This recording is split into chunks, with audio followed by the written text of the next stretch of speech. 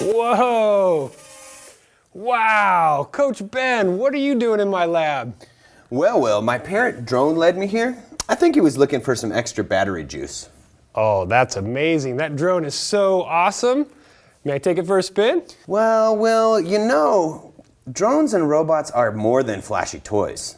They help foster skills that are critical for the future. In fact, according to code.org, computing jobs are the #1 source of new wages for the United States. That's true. And did you know that the nonprofit organization Girls Who Code is leading the way in closing the gender gap in technology? Hashtag girls can code. You know what I think would make this better? We should change into smart guy clothes. Ready? 3, 2, 1. Wow! Man, you look really smart. Yeah, you're looking good yourself. All right, buddy. High five. Back to coding. Let's start from the beginning. One of the earliest computers, ENIAC, which stands for Electronic Numerical Integrator and Computer, was first unveiled in 1946. Can you believe it? 1946 at the University of Pennsylvania. That's really interesting. And now computers are everywhere. Oh, hold on a minute. Oh yeah, I'm doing this junk science lesson with Ben. I'll call you back. Yeah, they're everywhere. Can you believe it? Sorry. As you can see, we rely on computers from everything to phone calls, Starbucks orders, and it can be traced all back to that ENIAC computer. And some of the original programmers were 6 valiant women ahead of their time. In fact, Computer Science Week, which is celebrated around the globe, was founded in celebration of the birthday of Admiral Grace Murray Hopper. That is way cool. I remember talking with you about the ENIAC the last time I saw you, so I decided to do a little research. Check out what I found at the Computer History Museum. In 1942, physicist John Mauchly proposed an all-electronic calculating machine. The U.S. Army, meanwhile, needed to calculate complex wartime ballistic tables. Proposal met patron. The result was ENIAC, Electronic Numerical Integrator and Computer, built between 1943 and 1945. The first large-scale computer to run at electronic speed without being slowed down by any mechanical parts. For a decade, until the 1955 lightning strike, ENIAC may have run more calculations than all mankind had done up to that point. Tell me more about this coding. All right, so coding and computer science have come a long way since then. Now, with resources like code.org, Google CES, and Apple Swift Playground, anyone can learn to code. All it takes is a device, an internet connection, and a little bit of brain power. Well, I've seen your hour of code workshops with teachers and students, and I've worked with the Coder Dojo. Why do you think coding is becoming such an important skill? Does it have anything to do with where we live or 21st century skills? Yes. Computer science focuses on skills like problem solving, sequential thinking, computational thinking, creativity, and curiosity. These are all skills necessary to compete in the 21st century workforce, no matter where you live. With technology constantly changing and as new jobs are added to the job market, these skills will be more necessary than ever. I believe it. So, what does coding have to do with robots and robotics? If there's one thing I'm sure of, I know students love robots. Whoa, look at that. They do. One that I particularly love is my friend here, Carl Dash. There's no better way to learn about coding and robotics than get hands-on. Dash. You ready to jump in? I am so ready. Yeah, let's do this. All right. Our goal will be to save the princess. Let's see how we're going to do that. Ready? I'm ready. Go. Now we're moving to the maze on the green screen floor. All right, so basically, Will, we're going to use an app and our friend here, Dash, with some coding language called Blockly to get our friend from here to save the princess at the end. But notice there are a few barriers along the way. Watch out for Bowser Jr., the ghost. Bowser, of course, at the end. Mm-hmm. Ready? Let's do it. I love it. All right, so this is the first time I've done this, so hopefully I can get the Dash. You said his name's Dash, right? Yes, so what we're going to do is we're going to click over here and we're going to drag these lines of code. Yeah, drive. So I want to drive forward, right? And I'm gonna try, how about 50? Let's see if that's gonna work. I'm gonna take this here. Click it down there, perfect. And then hit play here. Trial and error here. Well, that's what we're doing. Of course, it helps. Of course, first things first, turning the robot on. Ah, yes.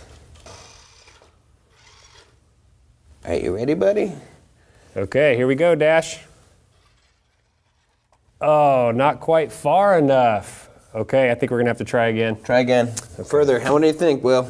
Let's go twice as far, or maybe not quite as twice as far. Let's do 90. 90. Okay, 90 centimeters. Here we go. Ooh, that looked just right. Perfect. So now I want to get Dash to turn to the right. Turn right. So we're going to say drive, turn right, and we're going to do 90-degree turn. Make sure to click it up there. Okay. Okay, so we're going to start back from the beginning. Here we go. Round 2. Trial 2. Here we go. All right, here we go, Dash. And turn, buddy. Nice. Okay, so now what do you think, Ben? We have to get from here all the way over to here. So How many centimeters do you think that is? I'm going to guess most likely 200. All right. Let's try So 200. let's start them over. Okay. Here we go. Back to phase 1. All right. And now 200, I want to do this. Oh, we're gonna. So if it's 200, we're gonna have to do 100 how many times? Oh, twice, I see. Okay, gotcha. Let's multiply by 2 and get back to here. All right, here we go. Here's hit start, hit play. Oops. Right down here. Okay. Let's see. Here we go, Dash. Turn to the right. Come on, Dash, you can do it, buddy. Oh, watch out. Oh, pretty good. Oh, no, what happened? 200, buddy. 200, okay, so maybe not quite 200. We need to go back and cut that in half. I would agree. Okay, 100, huh? 100. All right, so help me out, Ben. I need to... Now we're just gonna take this, we're gonna throw it away, get rid of that block. Okay. And I have 4 lines of code. I also noticed he came a little bit out of bounds, so maybe at 100 he'll stay right about here. Yes. Huh? Okay, let's try it. Let's give it a go this time. Let's see what happens. Good job so far, Dash. Turning, good job. Here we go. Wonder if our maze is straight. Well, the other thing we can do, Will, is not turn him so much. Oh, okay, so turn him maybe 70-degree angle. Yes. Okay, so turn right, we're gonna go back and let's go 70. Give that a try. Okay. Here we go. Okay. Oh, good call. Nice. I'm excited. All right. We're going to now turn to the left. That's correct. Okay. How far are we going to go? How many degrees, too? I think we should probably let's try out 90. Well, 90 will probably take us right to Bowser. So why don't we go 70 again? 70? 75? Let's give it a try. Okay. So let's see here. We want to Drive. go drive. Perfect. And we want to go left. Turn left 75. Okay. Okay, here we go. All right. Here we go. First line, second line, third line of code, fourth line of code. Okay. Now it looks like he's projected to head right for Luigi. So, what do you think? Maybe we should go 90 degrees. 90 degrees. Okay, so let me go back. 90-degree turn, and we're gonna start again. Sure, or you can say, hey, go forward. Okay, let's do a forward. How many centimeters do you think? 100. Let's try I think 100. It's gonna be more than 100. I think it's more than 100. Let's give it a try. Let's start 100. Okay. It's always better to start with, I think, less, right? Yeah. Okay. We ready? Yep, let's do it. Okay, here we go, Dash. All right, first line, second line of code, third line of code, fourth line of code. Uh-oh.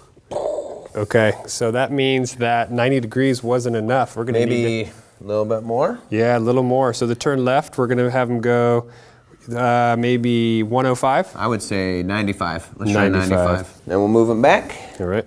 And if we have to, there we go. Okay, ready? All right, here we go, Dash. First line, second line, third line. Just thinking. Uh-oh.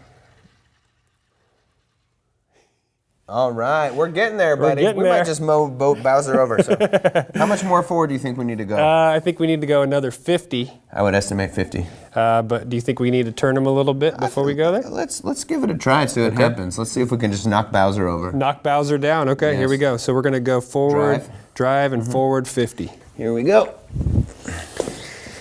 All right. Okay, nice and straight. Let's see here, and you're on.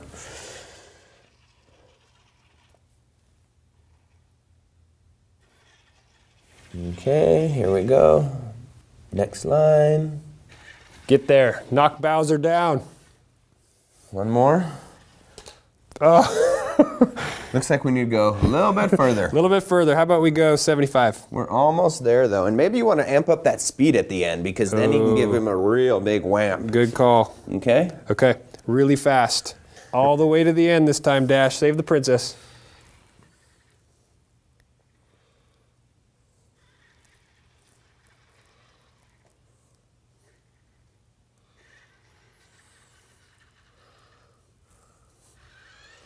Yes. High five. High five. Woo! Wow. We did it. Good job, Dash. All right. Amazing. All right. So now, how'd you feel about that? I'm feeling great. I want to do more. Do you have any more drones we could, or any more robots we can test out? We do. Wow, that was really challenging. I can really see a lot of learning going on here. This robot must be for high schoolers, right? Well, actually, this kind of robot here is more used in kindergarten classrooms, and it's used all across the globe. Really? I'm surprised by that. Kindergarten, huh? Kindergarten. Wow, that's amazing. Let's get back to the lab, the green screen lab. Ben, how about some of the older kids? How do they use robots in coding? That's a great question. That brings me back to my friend, the parrot drone. We're going to understand the formula distance equals rate times time with this little bad boy here. We're going to send the drone about 6 seconds forward, and then we're going to measure the distance and do some math. You ready for that? I'm so ready. We're going to need a little bit different change of scenery, and so exit stage right. Let's go. Okay. Let's do it. All right. You ready, Will? I am so ready. So here we are outside, and we're going to take this drone, and we're going to fly him up and then forward 6 seconds. And we're going to see how far he lands. You have those handy-dandy tape measures? I do, right here in my pocket. All right, so here we go. You ready? I'm ready. Okay, so this time we're using, again, Blockly. So just go ahead and push that magical green button right there. The app, by the way, is called Tickle. Tickle? Yes. All right.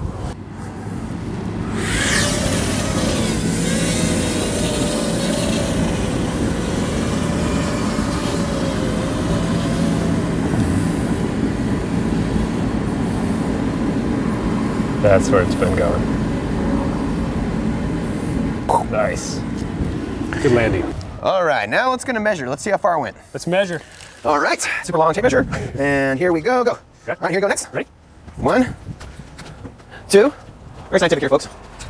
3, 4, 5, 6, 7, Okay, let's see. 8. Just about 8. All right, now it's time to go inside and do some math. You ready? Yes, let's go. All right. Wow, that was really cool, Ben. Yeah, that was fun. But now let's take that fun and put in some math. That sounds good. Let's do it. All right, so we got our formula here. Distance equals rate times time, and we've substituted, we got our variables here. D equals R times T. Mm-hmm. Our time we know was? 6 seconds. Our distance was? 80 feet. So first we're going to have to solve for our rate here, and then we're going to have to convert it, because you know what? I don't necessarily understand feet per second, but I do understand miles per hour. So let's see how fast this drone was actually going here. You ready for this? I'm ready. Okay, so let's see here. Let's go ahead and take this formula. We're going to get rid of T, divide by T to remove it from this side, and so we have over here, distance over time, and that's going to equal our rate. Wonderful, D. Okay, so our distance was 80. Our time is 6, and that's our rate. Bam, your turn. Let's see some division, buddy. All right, let's see here. So I'm going to go like this. I'm going to do 80, and I'm going to do 6, and we're going to divide. Okay, so you're testing me out here, Ben. All right, 6, subtract 2, put it down to 0. It's going to be 3, 18. We're going to subtract. Oh, so now, what do you think? I think we round. It looks like it's going to be 13 1/3. Okay, 13 1/3. So R equals? So you're saying 1/3?